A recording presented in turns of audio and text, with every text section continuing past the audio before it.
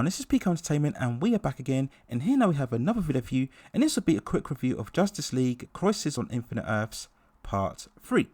Now, as you all know by now, this is the third and final animated adaptation of the famous comic book storyline created in 1985 by Marv Wolfman and George Perez, which involves a crossing over of all of the DC comic book characters who have been assembled by a powerful being known as the Anti-Monitor. The mission is to try and stop an antimatter wave which is destroying parallel Earths across the multiverse. Now, Part 3 picked up from a supposed cliffhanger part from the second film, where we saw the anti-wave manifesting itself much more into a giant monolith type of monster as Supergirl mourns the death of the Anti-Monitor.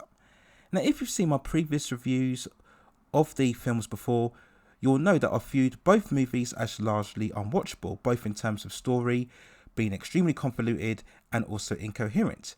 The original source material itself is renowned for being very complicated in its storytelling, and these films themselves make very little sense, with a whole multitude of characters all appearing at once all over the place without any real compelling edge or development to them.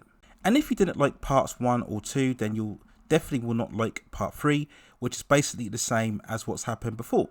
The only part of the story, if there is one, is that this time the heroes from that ending from part 2 have somehow been transported to a different pocket universe away from the Monitor wave, which conveniently gives them more time to devise a strategy for an all-out final attack to save the universe. Now, in theory, this final part should have been the story carrying the most momentum, having the most focus, with much more scope for epic action and emotional story. But as before, we just get these random sequences with so many characters and the story just loses itself very quickly. As with the previous two films, my attention to the story began to waver after around the first 5-10 minutes. In terms of this film, we had this lengthy battle against dinosaurs running amok all over the city, and after a while I was just thinking to myself, what exactly is going on? And that sentiment runs right throughout the rest of the film. And it does make you wonder if the writers themselves had really any idea as to what exactly they were doing when producing this movie. Was this all just cobbled together just for content purposes? As this movie itself was dragged out even more so than the other previous films.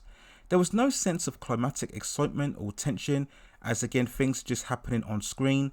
All of these doppelganger or alternate versions of the classic characters with no real personality, no real weight. So again, they just appear on screen and I just didn't really care what was going on.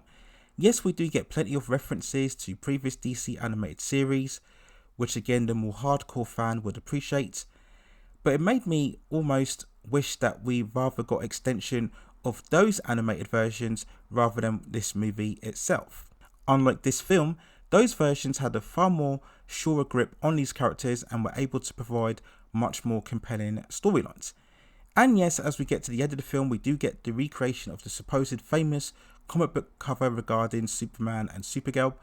But again, it doesn't really have any impact or substance. And at this stage, I was really just waiting for this film to end. Once more, we have the issues with the certain animated style. Again, this is relating to the whole Tomorrowverse of this DC universe. And I've never really liked the Tomorrowverse animation. Again, that thick, bold line art, I just think it lacks a certain fluidity and style. And this has been the way for a long time in terms of DC animation. If you go way back to probably around 10 years ago, we used to get some superb and stellar animated adaptations of classic storylines, whether it was the Flashpoint Paradox or Batman Under the Red Hood. But we are now far away and are removed from that high standard, and it just seems now that they're just churning this out like clockwork, without really thought or any passion into the true source material itself. Now, whether that will change as we enter the James Gunn era in both movies and animation and television, we'll wait and see overall. But Justice League Crisis on Infinite Earths Part 3 is just another lackluster effort, once again proving that it's not enough just to cherry pick the most famous comic book storylines. You still need to make some effort regarding the characterization and the storyline, and also the standard of animation. And then if you do that, you will end up with something special.